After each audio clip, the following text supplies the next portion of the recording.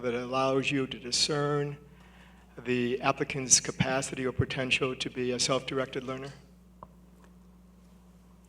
Short answer is no, but there's a little nuance around that. Actually, the last two places I work both feel the same way. They are very self-conscious about the culture of the corporation. Their core principles around corporate culture are that corporate culture is formed by acts, that you have to take responsibility for the culture of the corporation, and that a properly functioning corporate culture is a competitive advantage over people who don't behave that way in your industry. What happens in the hiring process in both of these organizations is that the majority of the time spent hiring people, i.e. interviewing them and running psychometrics and the like, is about fit in the corporate culture. It is not about job skills per se. The underlying assumption is that you can teach people, or they can learn themselves, much more readily than you can change a person's basic outlook on the world. These are both customer service-oriented companies, one an investment bank and one a transportation company. But regardless of the differences in the industries that they're in, they both think about this in pretty much the same way. And if you talk to the thoughtful leadership of these companies, they would in fact say that their main competitive advantage over their competitors is not technical skills. It is the corporate culture and the way people behave both within the organization and in all those customer-facing sides of the organization. That doesn't say that as we move forward, there won't be a more rigorous and holistic view of how we filter people when we hire them. So we don't actively recruit for those kind of people, but there's a lot of filtering that goes on before they're made a job offer. You kind of see the same thing in terms of corporate culture. From my side as an outsider, I work myself since the Pleistocene, so I'm not a corporate animal. Look at Google and Microsoft, and you look at the approach of how they're dealing with technology today.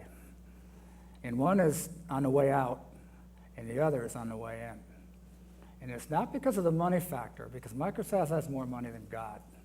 It's the attitude and the vision of how they deal with information and the kind of constructs that they're setting in place to enable people to network and to collaborate. We are a collaborative species. And the question I want to ask, how many people work with a computer when you're not connected to the net? And many times I do a lot of work, I do a lot of writing, and I don't need to really be connected to the net, and yet I don't use a computer because the connect is down. And it's the idea of the need to collaborate and to communicate. And it's such an inculcated thing. It's like how dogs look at us. Dogs pretend to love us because they're social animals that connect to the signs and the way that people move. And dogs are the consummate social animal. And so are we, and that's the reason why they were able to bond with us so easily. And when you see how the technology is orienting themselves, like what Murray had talked about, that ultimate collaborative model, and that's what Google is all about. When you talk about search engines and AIs and all this rest of this stuff, it really comes down to the fact of how can we help people communicate better? And how do we make it as seamless and as transparent as possible? And I look at from when I talk to young people about technology and education, the first thing that I look at is how curious are they, how open are they, how flexible are they to dealing with change? Because change is the only constant in which is going to remain the same for the rest of our lives. More questions, please. Yes. I'm just a little bit disturbed about some of the things you said, and perhaps it's just my background, but all my life I've been a scientist and an engineer, and fully imbued with the scientific method as the method of achieving truth.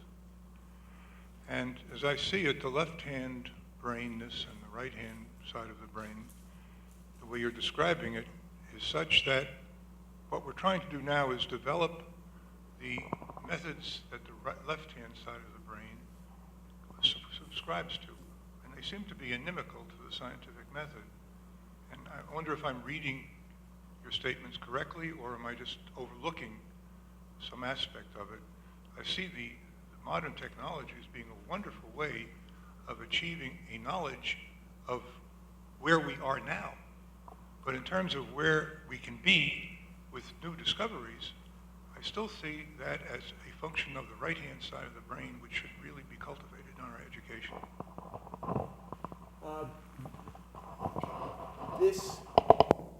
I probably made it sound like this is an either-or argument, and it actually isn't. It's a both-and argument. Daniel Pink's argument, which he would never allow me to take authority for presenting properly, is more that in the sense of societal rewards, if you will, the center of gravity is shifting from the purely spreadsheet side, which is a crude way of typifying what people would think of as left brain thinking, to the more synthetic right brain side. I mean, this argument goes back to C.P. Snow at least, right? We have the argument about the two cultures. I think Daniel Pink's point is that the pendulum had swung a little too far in terms of rewarding purely analytic thought. Not that there's no value or role for analytic thought, because I'm about as analytic and linear as you can get. But rather that the pendulum is swinging to a more moderated point of view, and that in fact we have a different set of conditions in society in a post-industrial world than we might have had in an industrial world. I'm not sure whether that answers your question or not, but it's a very good question. The book is food for thought. Like any other book, it's just a man's opinion.